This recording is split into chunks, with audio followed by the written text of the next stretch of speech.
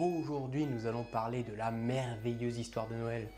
Comment est-ce qu'elle nous est apparue, comment elle a évolué, etc. Noël est une fête chrétienne qui commémore la naissance de Jésus de Nazareth le 25 décembre. En réalité, on ignore la date précise de sa naissance. Les historiens pensent qu'il est plutôt né entre l'an 7 et 5 avant Jésus-Christ. Et quant au jour et au mois, on l'ignore totalement. D'ailleurs, certaines communautés chrétiennes ont choisi d'autres dates comme le 20 mai ou le 20 avril. Alors, pourquoi a-t-on finalement choisi la date du 25 décembre? C'est le moine Denis le Petit qui eut, en l'an 525, la mission donnée par le pape Jean Ier de déterminer cette date en utilisant la règle alexandrine qui a été décidée lors du premier concile de Nicée. C'est également ce moine qui a exposé la méthode pour calculer la date de Pâques. Néanmoins, on peut reprocher à Denis le Petit de ne pas avoir suivi les indications présentes dans les évangiles et qui contredit ses calculs tant sur la date que sur l'année de naissance du Christ. Bon, soit. Jésus est officiellement né le 25 décembre. Bon, ça explique toujours pas ce que le Père Noël vient faire dans cette affaire. Bien que le temps ait modifié sa personnalité, son apparence et son histoire, ce bon vieux bonhomme a un jour vécu. Il s'appelait Nicolas de Myre, né dans l'actuelle Turquie vers l'an 270, au sein d'une famille aisée et très croyante. D'après l'histoire qu'on en connaît, ses parents auraient été victimes de la peste alors que Nicolas n'avait que 8 ans. Il fut alors éduqué par son oncle, évêque de Myre, qui le nomma lecteur, puis prêtre,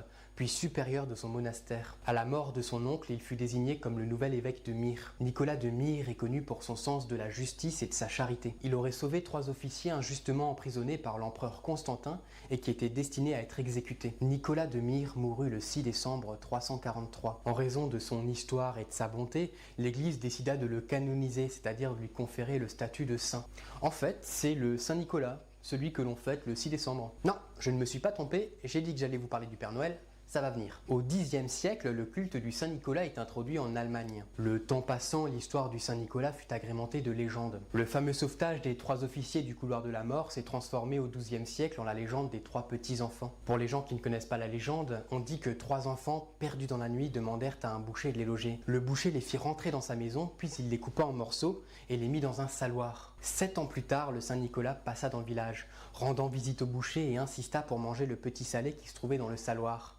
Le boucher prit peur et s'enfuit, et les enfants furent ressuscités par le Saint Nicolas. C'est pourquoi il est aujourd'hui présenté comme le protecteur des enfants, le patron des écoliers. Oui, c'est une légende, je vous avais prévenu. C'est en son titre de saint protecteur des petits-enfants qu'il est fêté chaque année dans les pays de l'Europe du Nord et de l'Est, notamment dans l'Est de la France, en Alsace et en Lorraine. Il apparaît tous les 6 décembre et offre des chocolats aux enfants qui ont été sages. Mais voilà, au XVIe siècle, Martin Luther amorce une réforme de la liturgie en Allemagne, en dénonçant les dérives du christianisme et en prônant un retour aux sources, aux textes de la Bible, qui ne font aucune mention sur les saints, sur le culte de la Vierge Marie ou sur l'existence du purgatoire. D'autres réformateurs vont participer pour créer une nouvelle direction au christianisme, le protestantisme. Cette nouvelle religion va rapidement s'étendre dans certains pays d'Europe où les protestants, qui ne croient pas en l'existence des saints, vont abolir la fête du Saint-Nicolas et se concentrer sur la naissance de Jésus le 25 décembre. À cette époque, c'est encore le petit Jésus qui apportait les cadeaux la nuit de Noël. Toujours en raison de la réforme, aux Pays-Bas, le Saint-Nicolas est transformé en un personnage laïque,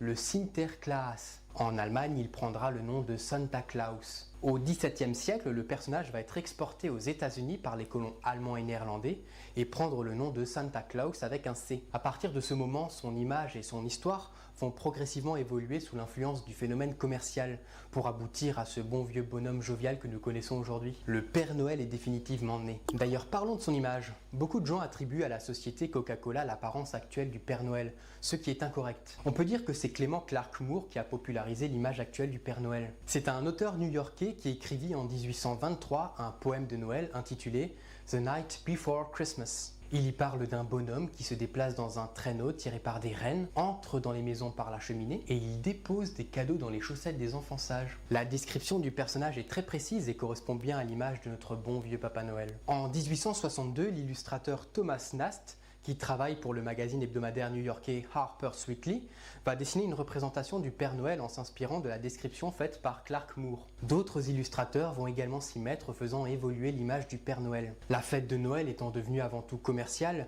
le Père Noël fut utilisé dans bon nombre de publicités, et bien avant Coca-Cola. Par exemple, cette affiche de 1919 pour la vente de cigarettes.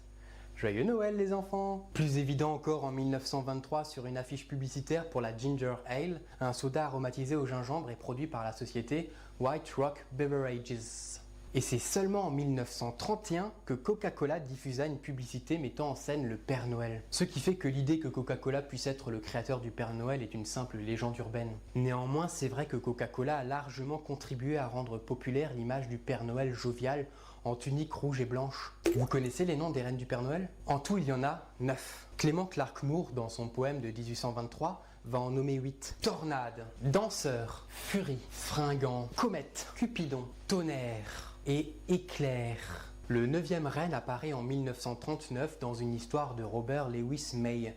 C'est Rodolphe, le reine au nez rouge lumineux qui permet au Père Noël de se guider dans la neige et le brouillard. Parlons aussi du sapin de Noël. Parce que jusqu'à présent, dans notre histoire de Noël, on ne parle jamais de sapin, alors d'où est-ce que ça sort? Elle est sans doute d'origine païenne. Les Celtes célébraient le 25 décembre le jour de la renaissance du soleil, c'est-à-dire la date à partir de laquelle les jours commencent à se rallonger. Ils associaient à cette fête l'épicéa, arbre de vie, symbole de l'enfantement et de l'immortalité. Cette tradition païenne sera réutilisée au Moyen-Âge, en France et plus précisément en Alsace. Dès le XIIe siècle, l'Église propose à la population des spectacles de rue destinés à faire vivre l'histoire sainte. Ces spectacles étaient nommés les mystères. Certaines scènes en Alsace réutilisaient l'arbre de vie païen comme symbole. Cette épicéa était décorée avec des pommes rouges représentant le fruit défendu. Le sapin décoré symbolise tout simplement l'arbre du paradis. Dès 1521, un édit municipal de la ville de Sélestat en Alsace autorise les gardes forestiers à laisser couper des petits sapins en vue de la fête de Noël. La tradition se répand rapidement à travers toute la région,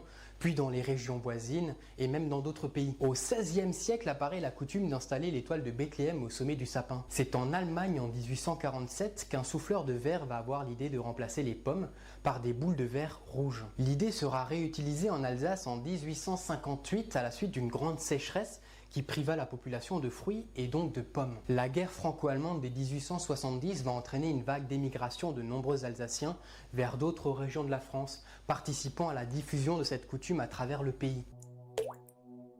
Veuillez cliquer sur s'abonner pour voir les autres vidéos et cliquez sur aimer et partager. Merci.